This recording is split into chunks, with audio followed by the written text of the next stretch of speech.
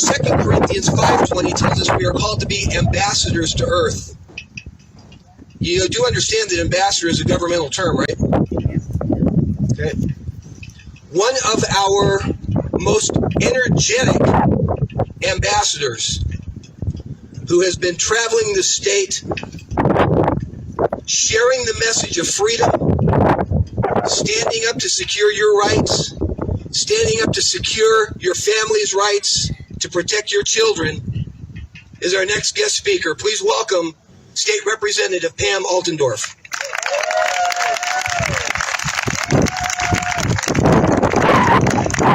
Thank you, Dale, and thank you everyone for coming out today. For everyone that is supporting Restore Minnesota, this is so important right now to be supporting our freedoms. I know a lot of you probably don't know me. I am new to this political world, and I think just to give you a little of the backstory, I was like many of you out there today. In 2020, I was very, very frustrated as I saw our world completely change. For the first time in our lives, we saw government tell us you didn't have a right to work. You didn't have a right to earn an income for your family. That was frustrating.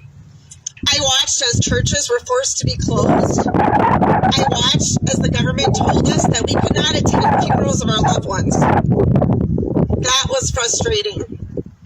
I watched our schools be closed, our children be masked, and that was frustrating. So I, like many of you, was frustrated. Running for a political office was nothing I ever really thought I was going to do. But I did pray, and I prayed that I could help be a part of the solution. In 2021, there was a group of us. We started a small group in Goodhue County. There was 5 of us. The government, the media makes us feel like we're alone. Makes us feel like we're the only person that feels this way. In a small group of us, I think it was 5 at first, we got together and we started to talk. And we realized we were not alone. And that group grew to 10, to 50, to 100, to over 300 people on our email list. And that was important because as we got together week after week, one of our priorities was not to just talk. It was not to complain.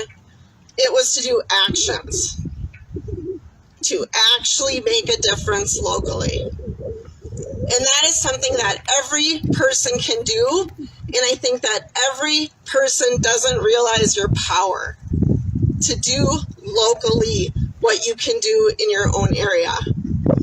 We often look at elected officials that they are the answers, that they are the solutions, that they're going to come save us. And I'm telling you, it comes from you. And it starts locally. So some of the things that we did, we wrote letters to police officers, as you remember the defund the police movement. And we offered encouragement. We wrote letters and we made calls to legislators.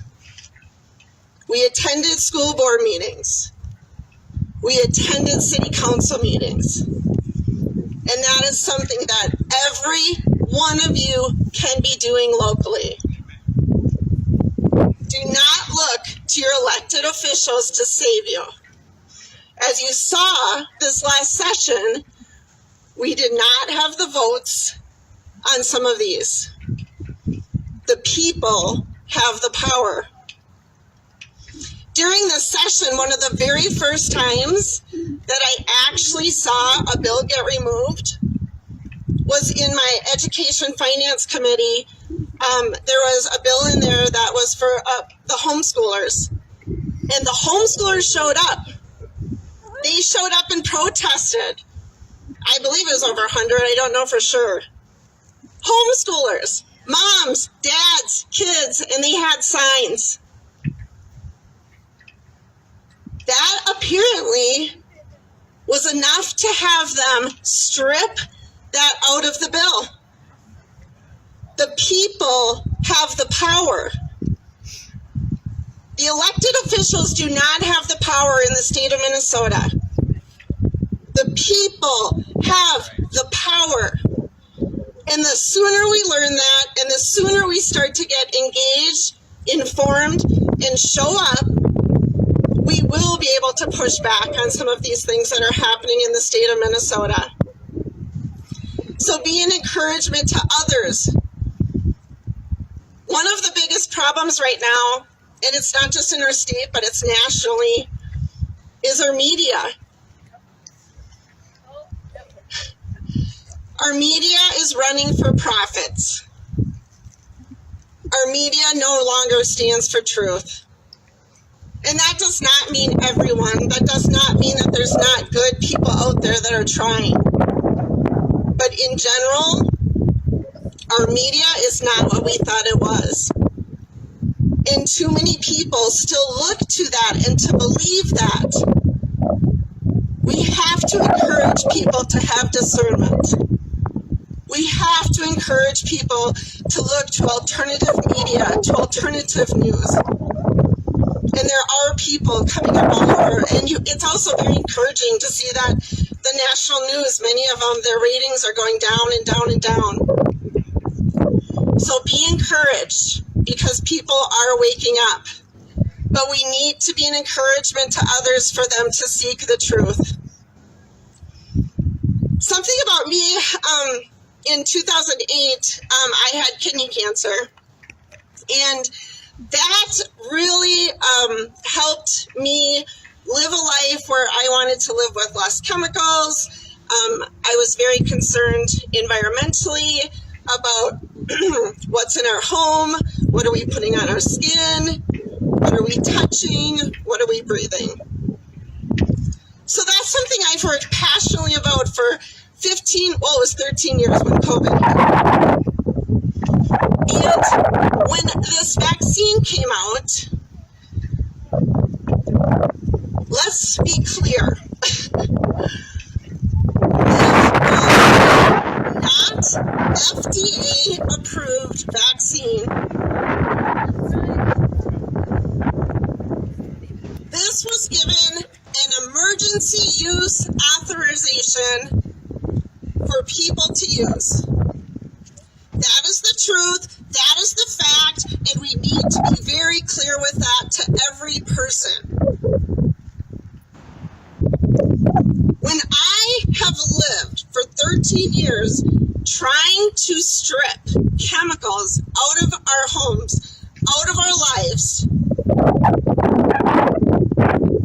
how do you think I felt when we were supposed to put an experimental, never used before on humans, mRNA vaccine? No long-term studies, never before used on humans. And they ask the world to be a human experiment. They asked the world to be a human experiment. Those are the facts. We need to be very clear with our words, and we need to be talking to other people. We're in a spiritual war. It's never been more clear before. Politically in the past, there have been times where I'm like, that's kind of gray. I could go either way on that one. I could see both sides of the argument on this issue. That's how I felt in the past. Right now, this is very black and white. This is very black and white. And people need to wake up. This is evil versus good. This is our freedoms versus not being free. When they ask us to mask our kids, when they ask us to not go to work, to not go to church, when they ask us to take an experimental vaccine, Every one of those things cuts away at your freedom. Every one. And we have to stop. One more thing I just want to talk about real quick is, this is very well known in the psychology world. There's studies on conformity. I challenge you to look it up. There's studies showing that when people are presented with an option, even when they know it's wrong, that's what you need to know. They knew the answer was wrong. But if the majority of people chose that wrong thing, 70 to 80%, look it up, 70 to 80% of people will choose something that's wrong to conform.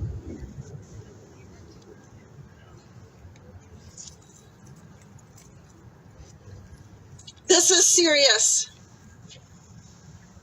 People are good. People are good-hearted, and I believe so much in people. But in 2020, we were put under so much pressure. We were put under pressure from the media, from the government, from our businesses, from our friends, from our neighbors, from our family.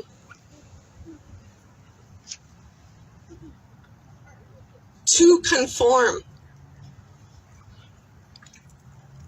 70 to 80% of people most likely conformed, even though they knew it was wrong. And I'm telling you this because as we move forward, we have to together say, never again. Never again.